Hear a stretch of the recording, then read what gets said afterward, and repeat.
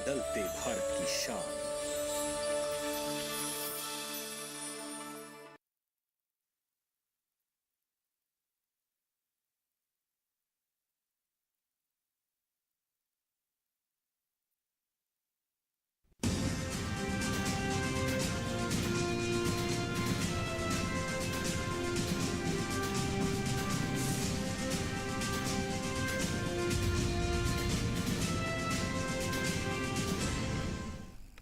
नमस्कार, किसान समाचार में आप सभी का स्वागत है। सबसे पहले मुख्य समाचार।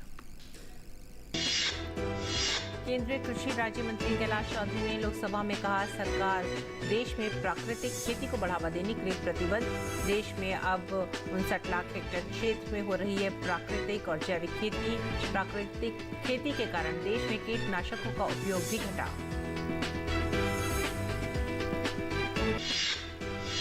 केंद्रीय कृषि राज्य मंत्री शोभा करंदलाजे और मोल्दोवा के कृषि मंत्री व्लादिमीर बोलिया ने की मंत्री स्तरीय बैठक। दोनों देशों के बीच भविष्य में व्यापार को आगे बढ़ाने से जुड़े एक सामूहिक समझौता करने पर बनी सहमति। भारत मोल्दोवा को मोटे अनाज सहित खाद्यान्नों का करेगा निर्यात।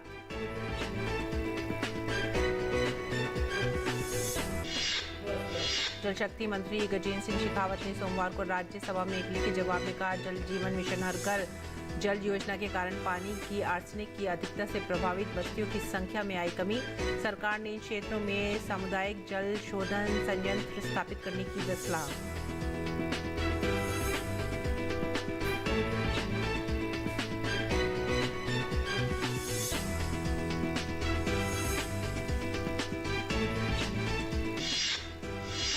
केंद्रीय मंत्री हरदीप सिंह पुरी ने सोमवार को राज्यसभा में एक लिखित उत्तर में कहा, जलवायु कारणों से वर्षा के कारण प्रतिवर्ष बढ़ रहे नुकसान।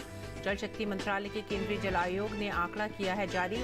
जलवायु संबंधी कारकों से लगभग 50,000 करोड़ रुपए का हुआ है नुकसान।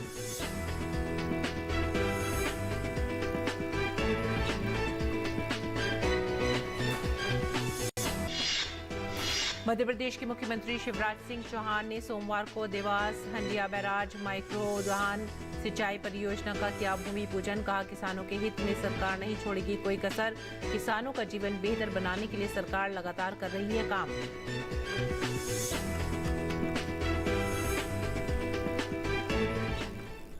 मुख्य समाचार के बाद खबरें अब विस्तार से।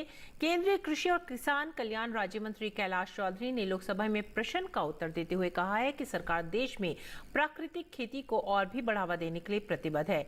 देश में 2014 के 12 लाख हेक्टेयर की तुलना में अब 59 लाख हेक्टेयर क्षेत्र में प्राकृतिक और जैविक खेती हो रही है। उन्होंने कहा कि प्राकृतिक खेती के कारण देश में कीटनाशकों का उपयोग भी घट गया है। भारत सरकार के द्वारा ये लगातार प्रयास रहा है कि प्राकृतिक खेती और ऑर्गेनिक को बढ़ावा दिया जाए और निश्चित रूप से 2015-16 के बाद में इसके ऊपर विशेष बल दिया गया और उसका परिणाम ये रहा कि प्राकृतिक खेती का एरिया भी लगातार बढ़ा है और नेचुरल फार्मिंग की जो पद्धति है वो एक बहुत अच्छी पद्धति है, जिसमें किसानों को जीवामृत, बीजामृत, घन जीवामृत के माध्यम से भी किसान खेती करता है। कैलाश चौधरी ने कहा कि प्राकृतिक खेती को लेकर एक नया मिशन शुरू किया गया है। प्राकृतिक खेती के अंदर हमने एक अपना अभी नया मिशन भी प्रारंभ किया है, जिसमें natural farming on natural farming का है। इस प्राकृतिक खेती के अंदर मैं आपको ये बताना चाहूँगा कि नमामि गंगे का जो क्षेत्र है, जिसमें 5 किलोमीटर का जो क्षेत्र है उसको उसके अंदर लिया गया है और आईसीआर के द्वारा भी इसमें एक सिलेबस के अंदर भी इसको डाला गया है कि सिलेबस के अंदर नेचुरल फार्मिंग को किस तरह से बढ़ाया जाए और उसके अंदर कृषि विज्ञान केंद्र है, उनके अंदर विशेष क्लस्टर के रूप में भी उनको तय किया गया। कुछ कृषि विज्ञान केंद्रों को, उन कृषि विज्ञान केंद्र के जो साइंटिस्ट हैं उन साइंटिस्टों को भी प्रशिक्षित किया जा रहा है और इसके साथ ही हमारे जो सिलेबस के अंदर 40 ऐसे पाठ्यक्रम को भी उसके अंदर डाला है और इसको लेकर हमने लक्ष्य भी निर्धारित किए हैं। इसका बजट भी का भी प्रावधान किया गया है, जिसमें लगभग 2481 करोड़ का अलग से बजट प्रावधान किया गया है और इसमें मैं आपको ये भी बताना चाहूँगा कि इसको जिस तरह से फर्टिलाइज़र या जिस तरह से उसमें खाद्य के अंदर खाद के रूप के अंदर भी इसमें 25 जैविक उर्वरकों के इकाइयों का भी तय किया गया है। उसके अंदर जो इकाइयाँ लगाते हैं उनको सब्सिडी का भी प्रावधान किया गया है। और नई दिल्ली के कृषि भवन में केंद्रीय कृषि एवं किसान कल्याण राज्य मंत्री शोभा करंदलाजे और मोल्दोवा के उप प्रधानमंत्री एवं कृषि मंत्री व्लादिमीर बोलिया के बीच मंत्री स्तरीय वार्ता हुई। दोनों देशों के बीच भविष्य में व्यापार को आगे बढ़ाने से जुड़े एक सामूहिक समझौता ज्ञापन को तैयार करने पर सहमति बनी। मोल्दोवा भारत से अपने लिए डिजिटल तकनीकों का हस्तांतरण चाहता है। इसके अलावा भारत मोल्दोवा का खाद्य अन्नों का निर्यात भी करेगा, जिसमें मोटे अनाज के उत्पाद भी शामिल हैं।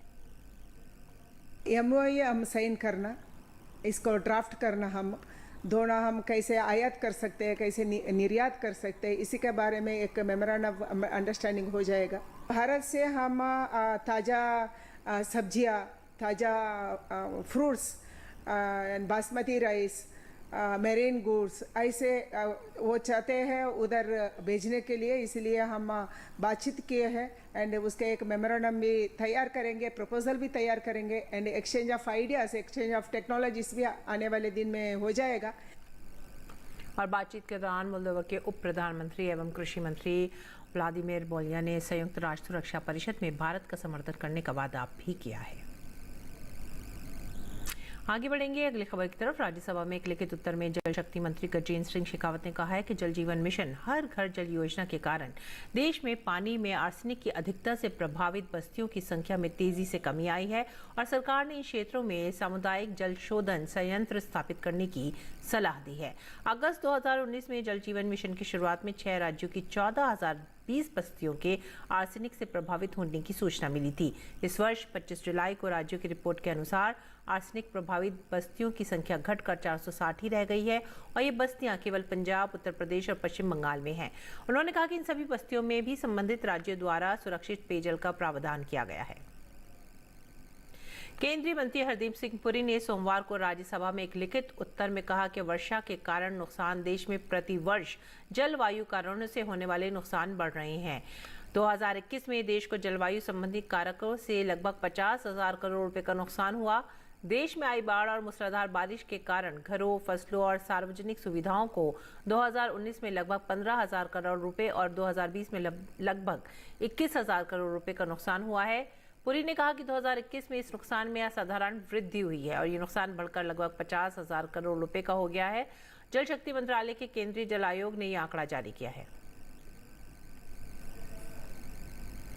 मध्य प्रदेश के मुख्यमंत्री शिवराज सिंह चौहान ने सोमवार शाम को देवास जिले की खातेगांव विधानसभा में 1294 करोड़ से अधिक की हंडिया बैराज माइक्रो उद्वहन सिंचाई परियोजना का भूमि पूजन किया। इस मौके पर उन्होंने हंडिया बैराज माइक्रो सिंचाई परियोजना का नाम बाबा सिद्धनाथ परियोजना करने और हरण गांव को तहसील बनाने की घोषणा भी की। मुख्यमंत्री चौहान ने कहा कि किसानों के हित में सरकार कोई कसर नहीं छोड़ेगी। किसानों का जीवन बेहतर बनाने के लिए सरकार निरंतर कार्य कर रही है। 18% ब्याज पे कर्जा देते थे, बताओ देते थे कि नहीं देते थे? 18 से घटा के मैंने 7 किया, 7 से 5 किया, 5 से 3 किया, 3 से 1 किया और फिर 0% ब्याज पे किसान को कर्जा देने का चमत्कार किया तो भारतीय जनता पार्टी की सरकार ने किया। मूंग अब तो 3-3 फसल हो रही है, गेहूं, सोयाबीन, मूंग और मूंग भी परमेश्वरी खूब पैदा हो रही है। 20, 22, 25 लाख मीट्रिक टन हो गई, रकबा बढ़ता जा रहा है। अब किसान भी सोच रहा है कि मामा तो यार खरीदे ही ले जा, और हम भी छोड़ेंगे नहीं। किसानों की आमदनी बढ़े, इसमें जी जान लगा देंगे मेरे बहनों और भाइयों। 3-3 फसल हो, किसानों के घर में ज्यादा पैसा आए, ये हमारी जिंदगी का लक्ष्य है। लोकसभा में एक लिखित उत्तर में श्रम और रोजगार राज्य मंत्री रामेश्वर तेली ने कहा कि अब तक लगभग 29 करोड़ असंगठित श्रमिकों ने ई श्रम पोर्टल पर पंजीकरण कराया है। ये पोर्टल असंगठित श्रमिकों का एक व्यापक राष्ट्रीय डेटाबेस है जो आधार से जुड़ा और प्रमाणित है। इसे अगस्त 2021 में बनाया गया था। रामेश्वर तेली ने कहा कि प्रधानमंत्री श्रम योगी मानधन योजना और ई श्रम पंजीकृत व्यक्तियों की संख्या 1,77,777 है। उत्तर प्रदेश के कृषि मंत्री सूर्य प्रताप शाही ने इंदिरा गांधी प्रतिष्ठान में आयोजित यूपी एग्रीटेक कॉन्क्लेव 2023 के उद्घाटन अवसर पर कहा कि हमें कृषि क्षेत्र का बैक टू बेसिक के साथ साथ टेक्नो फ्रेंडली बनाना भी होगा, जिससे किसानों के जीवन स्तर को ऊंचा उठाया जा सके। उन्होंने कहा कि कृषि और प्राथमिक क्षेत्र की भूमिका अति महत्वपूर्ण रहने वाली है। इसके लिए प्रदेश सरकार द्वारा किसानों की लागत को घटाकर गुणवत्तापूर्ण उत्पाद तैयार करके उनकी आय में वृद्धि करने के लिए खेत तथा आधुनिक तकनीक के बीच प्रभावी सामंजस्य स्थापित करने का प्रयास किया जा रहा है। और आगे बढ़ते हैं अगली खबर की तरफ। भारतीय कृषि अनुसंधान परिषद अपना 95वां स्थापना दिवस मना रही है। इसी क्रम में ICAR के 113 शोध संस्थानों द्वारा कृषि शोध व नवाचारों की उपलब्धियों की प्रदर्शनी लगाई गई, जिसमें ICAR के कृषि ज्ञान प्रबंधन निदेशालय के प्रकाशन श्री आकर्षण का केंद्र रहे। इस विषय पर हमारे संवाददाता OP यादव ने बात की ICAR के कृषि ज्ञान प्रबंधन निदेशालय के परियोजना निदेशक डॉक्टर SK मल्होत्रा से। भारतीय कृषि अनुसंधान परिषद ने अपने 95वें स्थापना दिवस पर देश भर से आए कृषि अनुसंधान केंद्र और अनेक तरह के जो वैज्ञानिकों से जुड़े शोध अनुसंधान हो रहे हैं उनके यहाँ स्टॉल लगाए हैं और इन पर कई तरह की तकनीकी नवाचार की जानकारी दी जा रही है। अभी हमारे साथ इस विषय पर बात करने के लिए ICAR के DKMA के निदेशक डॉक्टर SK मल्होत्रा मौजूद है। ये बात करते हैं। सर, जो ICAR के स्थापना दिवस पर जो स्टॉल वगैरह लगाएंगे, इनका क्या मुख्य मकसद रहा? जैसा कि आप जानते हैं कि ये जो हमारा 95वां स्थापना वर्ष है और ICAR का जो स्थापना होते हुए अब ये 96वें वर्ष में जो है इंटर कर जाएंगे, तो उसमें हमारे 113 रिसर्च इंस्टीट्यूशंस हैं और वहाँ पर अनुसंधान कार्य चल रहे हैं। अलग अलग जो हमारी कृषि पारिस्थितिकी है और जलवायु क्षेत्र है, अलग अलग जो हमारे केंद्र हैं वो नई नई तकनीकी जो है विकास कर रहे हैं। तो वो तकनीकी जो है वो किसानों तक कैसे पहुँचे और उसका कमर्शलाइजेशन कैसे हो, उस उद्देश्य को ध्यान में रखते हुए ये एग्जीबिशन का आयोजन भी किया गया है, जिसमें जितनी भी तकनीक हमारे यहाँ विकसित हुई हैं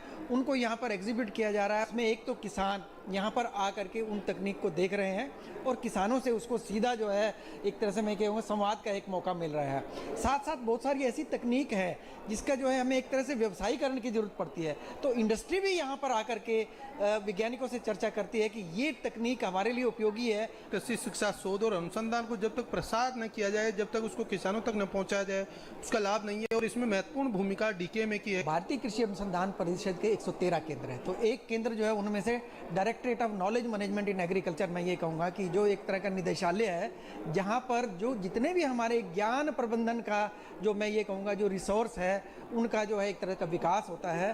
क्योंकि हम लोगों को ये जितनी भी कृषि तकनीकी डेवलप होती है हमारे रिसर्च के माध्यम से, अनुसंधान के माध्यम से, वो जो है किसानों तक कैसे पहुँचे, चाहे वो प्रिंट मीडिया की तरफ से हो, तो इस तरह के कुछ ऐसे पब्लिकेशंस हैं जो हमारा डायरेक्टरेट निकालता है, चाहे जिसमें इंडियन हॉर्टिकल्चर, इंडियन फार्मिंग, खेती और फल फूल, ये इस तरह के 4 हमारे प्रकाशन है ये जो कि किसानों को जो है एक तरह से किसानों के लाभ के लिए उसमें बहुत सारी ऐसी सामग्री है, उसका जो है एक तरह से हम लोग उसका प्रिंटिंग करते हैं और वो जो है किसानों तक पहुंचती है। अलग अलग उसमें आर्टिकल्स किसानों के उपयोग के लिए आते हैं, उनको छापा जाता है। साथ में बहुत सारी ऐसी पुस्तकें भी हैं जो एक सरल भाषा में जो है लिखी गई हैं और उनका जो लाभ जो है वो भी किसानों तक पहुंचता है। किसान उसको उसके मेंबर भी बनते हैं और बहुत ही उनके मैं ये कहूँगा कि बहुत ही रियायती दर पर जो है ये सभी पुस्तकें और मैं ये कहूँगा कि जो हमारे जो मैगजीन्स हैं वो सब किसानों के लिए बड़ी सुलभ उपलब्ध है। और directorate of management of in agriculture वो ना केवल इनका जो है एक तरह से प्रकाशन करता है, इसके अलावा जो हमारे डिजिटल मीडिया है उसका भी प्रयोग करता है। तो ये थे ICAR के कृषि ज्ञान प्रबंधन निदेशालय के परियोजना निदेशक डॉक्टर SK मल्होत्रा, जिनका मानना कि ICAR के 95वें स्थापना दिवस पर एक और जहाँ कृषि वैज्ञानिकों द्वारा अलग अलग तरह की स्टॉल लगाई गई है, वहीं दूसरी ओर इससे जुड़े संबंधित शोध और अनुसंधान को किसानों तक पहुँचाने के लिए DKMA द्वारा पब्लिकेशन के माध्यम से प्रकाशन और प्रचार प्रसार करने का महत्वपूर्ण काम भी किया है। मेरे सहयोगी कैमरामैन AK के साथ में OP Yadav, DD news, Delhi. और अगली खबर शिमला से। हिमाचल प्रदेश के शिमला जिले के रोहडू क्षेत्र में सेब को नाले में फेंका जा रहा है।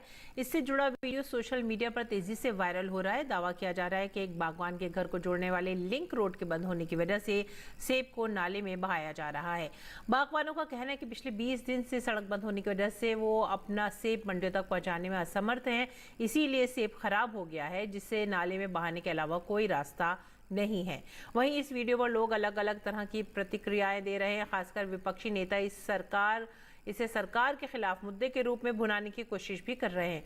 बता दें कि प्रदेश में बीते दिनों हुई भारी बारिश के कारण लगभग 1600 सड़क मार्ग अवरुद्ध हो गए हैं। हालांकि अब 450 सड़कें बंद हैं, लेकिन बार बार हो रही बारिश इनकी बहाली में भी बाधा उत्पन्न कर रही है। सड़कें बंद होने से बागवानों को परेशानी हो रही है, उनका सेब सड़ रहा है, जिसकी वजह से कई जगहों पर लोगों ने सेब को नाले में बहा दिया है। और बंगाल की खाड़ी में एक बार फिर निम्न दबाव बनने की वजह से पश्चिम बंगाल समेत तटवर्ती राज्यों में भारी बारिश के आसार हैं। मौसम विभाग की ओर से जारी बयान में बताया गया है कि बंगाल की खाड़ी के उत्तर पूर्वी हिस्से में निम्न दबाव तैयार हुआ है। ये बांग्लादेश के खेपुपाड़ा से 200 किलोमीटर और पश्चिम बंगाल के दीघा से 430 किलोमीटर दक्षिण पूर्व में अवस्थित है। ये धीरे धीरे बांग्लादेश के तटीय क्षेत्रों की ओर बढ़ेगा। वहां से पश्चिम बंगाल के तटीय क्षेत्रों में अगले 24 घंटे के अंदर पहुंचेगा। इसके प्रभाव से कोलकाता के अलावा तटवर्ती जिलों हावड़ा, हुगली, उत्तर और दक्षिण 24 परगना के साथ पूर्व और पश्चिम मिदनापुर में भारी बारिश हो सकती है। इसके अलावा दक्षिण बंगाल के अन्य जिलों में भी तेज हवाओं के साथ बारिश के आसार हैं। लोगों को बिना वजह घरों से बाहर ना निकलने की हिदायत दी गई है और मछुआरों को समुद्र से वापस लौटने को कहा गया है। उत्तर बंगाल के अलीपुरद्वार, जलपाईगुड़ी, दार्जिलिंग और कलिंगपोंग से भी लगातार बारिश का सिलसिला जारी रहने वाला है। और आइए बात करते हैं मंडी भाव की। देखते हैं क्या रहा देश भर की मंडियों में भाव।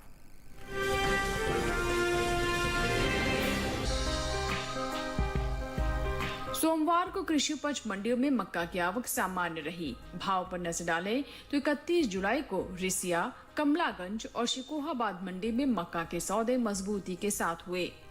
फिरोजाबाद मंडी में इस दौरान मक्का के सौदों में नरमी देखने को मिली, जबकि अतरौली मंडी में इस दौरान मक्का के भाव में कोई फेरबदल नहीं मिला।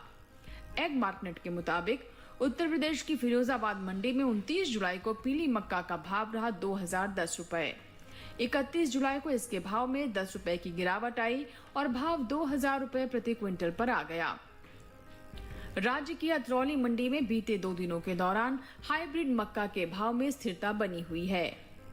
29 और 31 जुलाई को हाइब्रिड मक्का 1700 रुपए पर बिकी, जबकि रिसिया मंडी में इस दौरान पीली मक्का के सौदों में बढ़त के साथ कारोबार हुआ।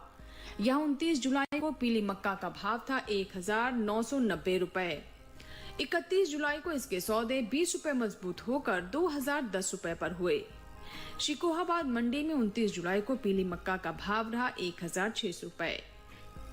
31 जुलाई को इसके सौदों में 100 रुपए की तेजी आई और भाव जा पहुंचा 1700 रुपए प्रति क्विंटल पर। मक्का के भाव में बढ़त का सिलसिला कमलागंज मंडी में भी देखने को मिला। यहाँ 29 जुलाई को पीली मक्का का भाव था 1750 रुपए। 31 जुलाई को इसके सौदे 60 रुपए चढ़कर 1810 रुपए पर हुए। भारत में मक्का की खेती पूरे साल की जाती है। भारत में चावल और गेहूं के बाद मक्का तीसरी सबसे महत्वपूर्ण अनाज की फसल है। ये देश में कुल अनाज उत्पादन का लगभग 10% है। वही बात मक्का की पैदावार की करें तो इस साल मक्का की रिकॉर्ड पैदावार देखने को मिल सकती है। कृषि मंत्रालय की ओर से जारी तीसरे अग्रिम अनुमान के मुताबिक साल 2022-23 के दौरान देश में मक्का की रिकॉर्ड उपज 359.13 लाख टन होने का अनुमान जताया गया है, जो पिछले साल के 337.30 लाख टन की पैदावार की तुलना में 21 लाख टन अधिक है। अनुमान है कि मक्का की रिकॉर्ड उपज का असर इसके बाजार भाव पर पड़ सकता है। मक्का के निर्यात पर नजर डालें तो कृषि और प्रसंस्कृत खाद्य उत्पाद निर्यात विकास प्राधिकरण यानी एपिडा के मुताबिक वित्त वर्ष 2022-23 के दौरान भारत ने विश्व भर में 34,53,680.58 मीट्रिक टन मक्के का निर्यात किया है, जिसकी कुल कीमत 8,987.13 करोड़ रुपए है। और अगर अमेरिकी डॉलर में इसकी कीमत की बात करें तो 1,116.17 अमेरिकी मिलियन डॉलर है।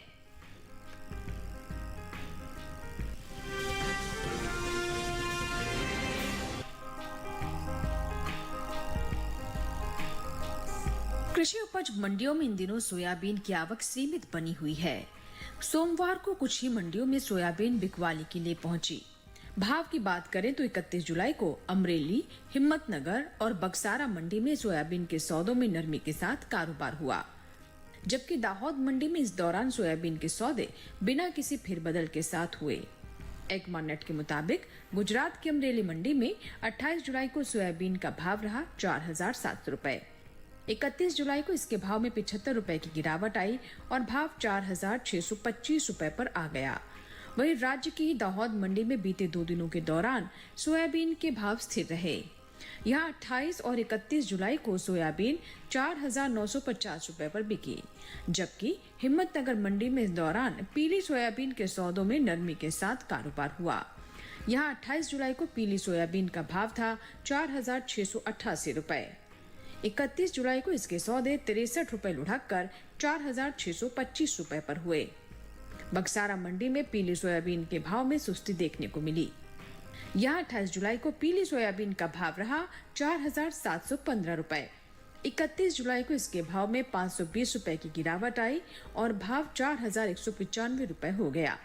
ये साल तिलहनी फसलों की पैदावार के लिए अच्छा साबित हुआ है। मौसम की अनुकूलता का असर तिलहन की पैदावार पर देखने को मिला है। इस साल कुल तिलहन की उपज का रिकॉर्ड टूटने जा रहा है। कृषि मंत्रालय की ओर से जारी दूसरे अग्रिम अनुमान के मुताबिक देश में घरेलू स्तर पर कुल तिलहन की पैदावार रिकॉर्ड स्तर पर पहुंच गई है। साल 2022-23 के दौरान कुल तिलहन की पैदावार 409.96 लाख टन होने का अनुमान है, जो पिछले वर्ष के तिलहन उत्पादन की तुलना में 20 लाख टन से अधिक है, जबकि बीते साल इस दौरान कुल तिलहन की उपज 379.63 लाख टन रही थी। वहीं बात सोयाबीन की पैदावार की करें तो कृषि मंत्रालय के मुताबिक इस साल 2022-23 के दौरान सोयाबीन की उपज 149.76 लाख टन होने का अनुमान जताया गया है, जिसका असर कृषि उपज मंडियों में सोयाबीन के बाजार भाव पर पड़ता दिख सकता है। सोयाबीन की बुआई की बात करें तो चालू खरीफ सीजन में सोयाबीन की बुआई बीते साल से आगे चल रही है। कृषि मंत्रालय के साल 2023 के लिए 25 जुलाई को जारी आंकड़ों के मुताबिक सोयाबीन की बुआई 114,48,000 हेक्टेयर में हो चुकी है, जबकि बीते साल की समान अवधि में बुआई 111,31,000 हेक्टेयर में हुई थी।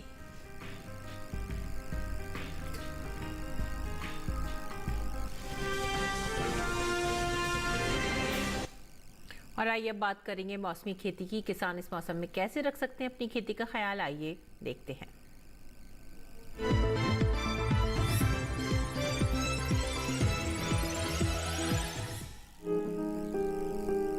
राजस्थान में कपास की खेत में सिंचाई कर लें। यहाँ मूंगफली की बुआई कर सकते हैं। इस समय बेर में कीट लगने की आशंका बनी हुई है। ऐसे में बेर में कीटों से बचाव के लिए कीटनाशक का छिड़काव कर सकते हैं। किसान गन्ने के खेत में सिंचाई कर लें। राजस्थान में ग्वार की बुआई करते रहें, वहीं किन्नू के बागों में सिंचाई करें। अभी भिंडी की देखभाल करते रहें। भिंडी की खेत में सिंचाई कर ले। राजस्थान में फूल गोभी की खेती के लिए खेत तैयार करें। इसके अलावा टमाटर की खेती के लिए खेत तैयार कर सकते हैं। किसान लाल मिर्च और बैंगन की खेती के लिए खेत तैयार कर लें। इसी तरह धान की खेती के लिए खेत तैयार करें। गुजरात में गन्ने के खेत में जरूरी उर्वरक का इस्तेमाल करें। किसान धान की खेती के लिए खेत तैयार कर सकते हैं। वहीं लोबिया की कटाई कर लें। लोबिया के खेत में सिंचाई करें। यहाँ किसान भिंडी की तुड़ाई करते रहें। गुजरात में मूंग की कटाई कर लें, साथ ही उड़द की कटाई भी करें। इसके अलावा अरहर की कटाई का समय उपयुक्त है। गुजरात में केले के बागों में सिंचाई कर सकते हैं। इसके साथ ही आम की तुड़ाई करें। आम के बागों में सिंचाई करते रहें। किसान मूंगफली की खुदाई कर सकते हैं। गुजरात में टमाटर की बुआई कर लें।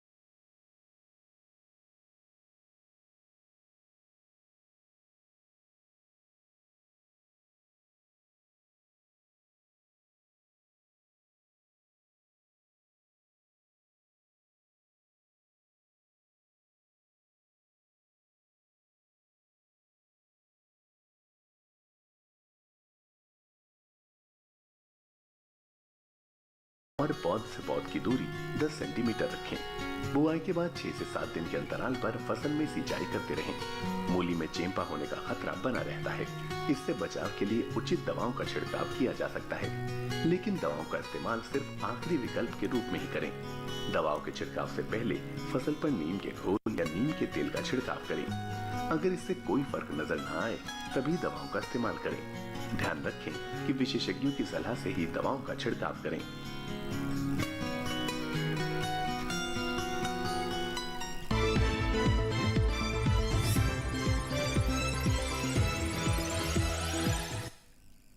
और कुछ और खबरें खास खबर में। एक दिवसीय दौरे पर पुणे पहुंचे पीएम मोदी ने दगड़ूशेठ मंदिर में विधिवत पूजा अर्चना की। उन्होंने वैदिक मंत्र उच्चारण के बीच भगवान गणेश की आराधना में हिस्सा लिया। पीएम को लोकमान्य तिलक राष्ट्रीय पुरस्कार से सम्मानित किया गया। लोकमान्य तिलक की विरासत का सम्मान करने के लिए 1983 में तिलक स्मारक मंदिर ट्रस्ट द्वारा इस पुरस्कार का गठन किया गया था।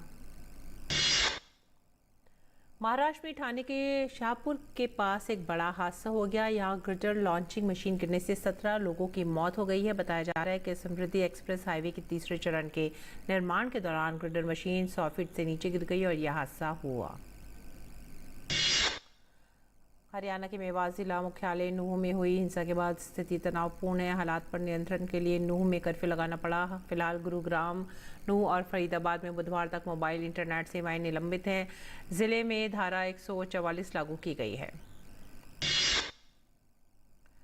चेन्नई में मंगलवार की सुबह वाहन चेकिंग के दौरान अपराधियों ने पुलिस पर हमला कर दिया। उसके बाद पुलिस ने जवाबी कार्रवाई करते हुए 2 हमलावरों को ढेर कर दिया। पुलिस ने बताया कि दोनों हमलावर हिस्ट्री शीटर थे। एनआईए ने केरल में प्रतिबंधित पॉपुलर फ्रंट ऑफ इंडिया के सबसे पुराने, सबसे बड़े हथियार और शारीरिक प्रशिक्षण केंद्रों में से एक को कुर्क कर लिया है। ये पीएफआई का छठा हथियार प्रशिक्षण केंद्र है जिसे कुर्क किया गया है। इसरो के वैज्ञानिकों ने चंद्रयान 3 को पृथ्वी की कक्षा से चांद की तरफ भेजा। इसरो ने बताया कि चंद्रयान 3 ने पृथ्वी की परिक्रमा पूरी कर ली और इसे ट्रांसलूनर कक्षा में स्थापित कर दिया गया है। अब 5 अगस्त को ये चंद्रमा की कक्षा में पहुंचेगा और 23 अगस्त को चंद्रमा पर लैंड करेगा। महंगाई की मोर्चे पर बड़ी राहत मिली है। सार्वजनिक क्षेत्र की तेल और गैस विपणन कंपनियों ने कमर्शियल गैस सिलेंडर की कीमत में कटौती की है। नई दरें लागू हो गई हैं। इंडियन ऑयल की वेबसाइट में मुताबिक दिल्ली में अब 19 किलोग्राम वाला कमर्शियल गैस सिलेंडर 1680 रुपये में मिलेगा, जो पहले 1780 रुपये में मिल रहा था। प्रमुख उद्योग क्षेत्र में इस वर्ष जून में 8.2% की वृद्धि हुई है। देश में 8 प्रमुख उद्योगों के संयुक्त सूचकांक में पिछले वर्ष जून की तुलना में इस साल जून में अस्थायी रूप से 8.2% की वृद्धि देखी गई। श्री अमरनाथ यात्रा 2023 में नए रिकॉर्ड बनने का सिलसिला जारी है। 31 दिनों की यात्रा में अब तक 4 लाख से ज्यादा श्रद्धालुओं ने श्री अमरनाथ की पवित्र गुफा के दर्शन किए। इसी के साथ ही हमें दीजिए आज्ञा। नमस्कार।